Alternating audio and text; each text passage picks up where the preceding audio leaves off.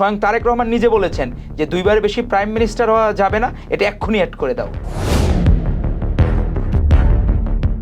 উদ্দেশ্য প্রণোদিতভাবে তার মেরুদণ্ডের হাড় পর্যন্ত ভেঙে দিয়েছিল।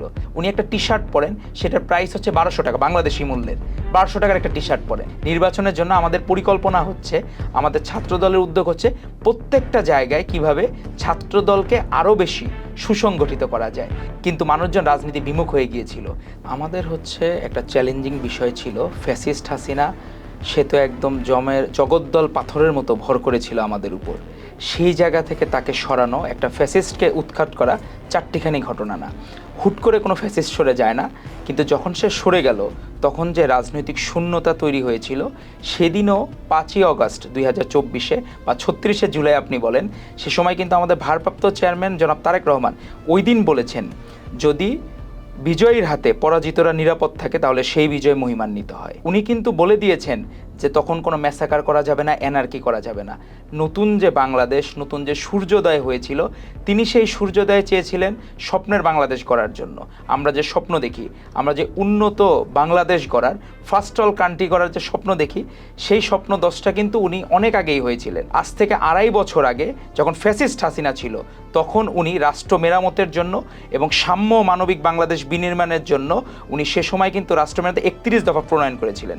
এই 31 দফা কিন্তু এখনই হঠাৎ করে আসেনি, সেটি কিন্তু জিয়াউর রহমানের, আমাদের মহান স্বাধীনতার ঘোষক শহীদ রাষ্ট্রপতি জিয়াউর রহমানের 19 দফা।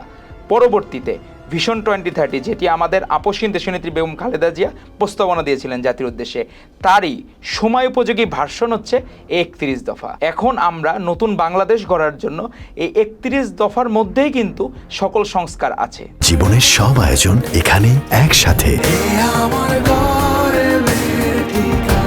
এই 31 দফার বাইরে আর কোনো সংস্কার নাই।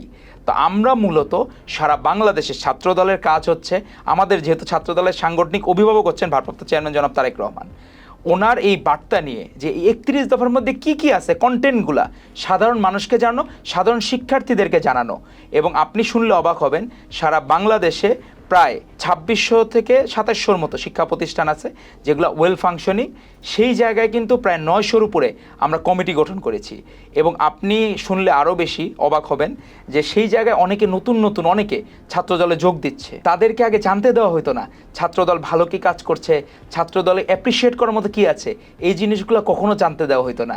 কিন্তু যখন 5ই অগস্ট বা 36 জুলাইয়ের পরে, গণ অভ্যুত্থানের পরে স্বাধীন আমরা বাংলাদেশ পেলাম, দ্বিতীয় স্বাধীনতা আমরা বলতে পারি, তারপরে মানুষজন জানলো যে আসলেই তো এই ভারপ্রাপ্ত চেয়ারম্যান জনাব তারেক রহমানের যে প্রস্তাবনা, সেগুলো সবগুলোই ভালো, দেশের জন্য ভালো।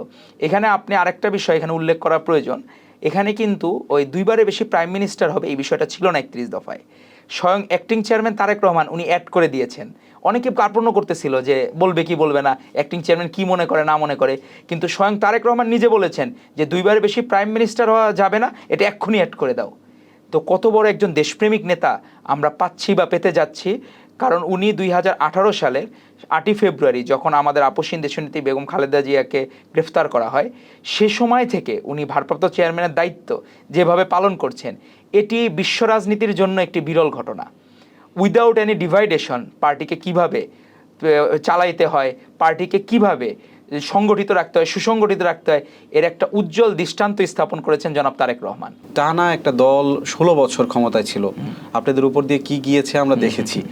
কিন্তু সেই সময়ে জনাব তারেক রহমান আপনাদের সঙ্গে কিভাবে যোগাযোগ করেছে, কিংবা সাহসটা কিভাবে জুগিয়েছে?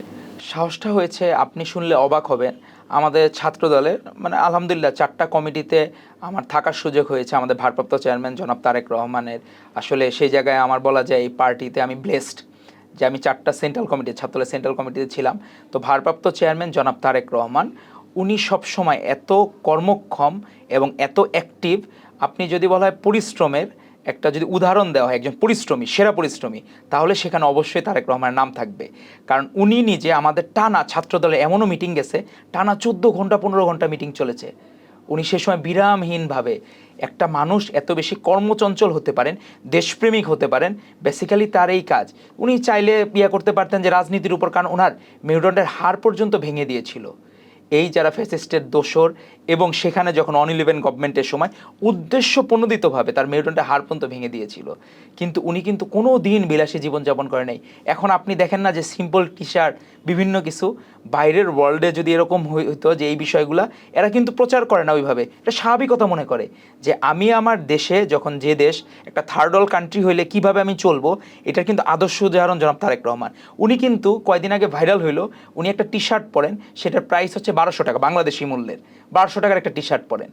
তো এটা কিন্তু অন্য দেশে হইলে স্বাভাবিক ঘটনা, কারণ কি তারা কিন্তু জানে যে ওই দেশের অবস্থা কী।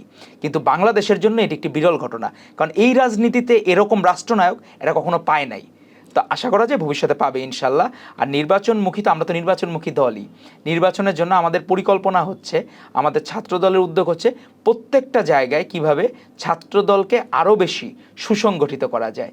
কারণ আপনি দেখবেন একটা জেনারেশন কিন্তু রাজনীতি বিমুখ হয়ে গেছে ছাত্র দলের ফ্যাসিস্ট আচরণ, ছাত্রলীগের ফ্যাসিস্ট আচরণের কারণে এবং আওয়ামী লীগের সন্ত্রাসী কর্মকাণ্ডের কারণে কিন্তু মানুষজন রাজনীতি বিমুখ হয়ে গিয়েছিল।